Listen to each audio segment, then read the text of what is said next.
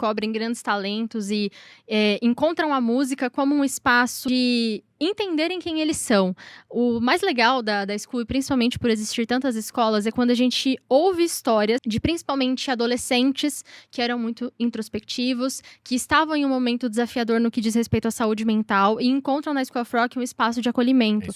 E isso é algo que transforma realmente a vida desses jovens e das famílias. A gente mesmo presenciou algo super bacana. A gente foi no Grand Opening, que é um evento que acontece 2 meses depois da abertura da escola.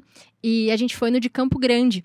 E lá a gente viu um aluno que já se apresentou ali, porque os nossos alunos eles aprendem a tocar muito rápido, então 2 meses depois de começar a fazer as aulas, esse aluno ele já se apresentou. E quando ele subiu no palco a primeira vez para tocar junto com a turma dele, ele estava de moletom. Imagina, em Campo Grande, Mato Grosso do Sul, um calor do caramba. Ele tava de moletom e com uma máscara, porque ele tem fobia social. Nossa. E ele se apresentou, tocou ali guitarra, e isso já foi uma grande vitória, só o fato dele estar no palco, e por mais que ele estivesse usando a máscara como uma proteção, foi algo muito legal. E algumas horas depois, a gente tem um espaço onde acontece uma jam session, e todo mundo que tá ali, toca junto, tem a oportunidade de subir no palco. Ele escolheu subir no palco de novo, e dessa vez ele subiu sem máscara.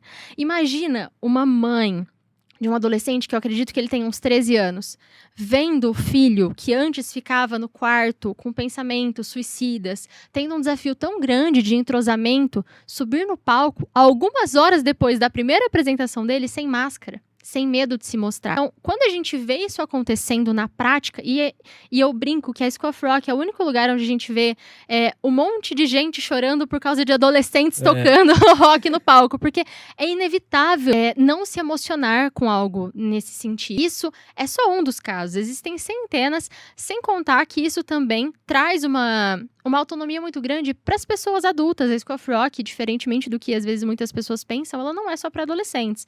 A gente tem programas que iniciam a partir dos 3 anos de idade, mas também é para crianças, adolescentes e adultos. Sim. E os adultos encontram também um refúgio em relação a esse sonho que muitas vezes tem, igual você compartilhou comigo, uma vontade de tocar violão que deixa de lado durante tantos anos da vida. Às vezes por pensar que, não é pra mim, é difícil, ou não consegue encaixar isso na rotina, porque a gente sabe o quanto a carreira engole a gente, e encontram na School também um espaço de tocarem em conjunto, de tirarem esse sonho do papel e se apresentarem em grandes palcos.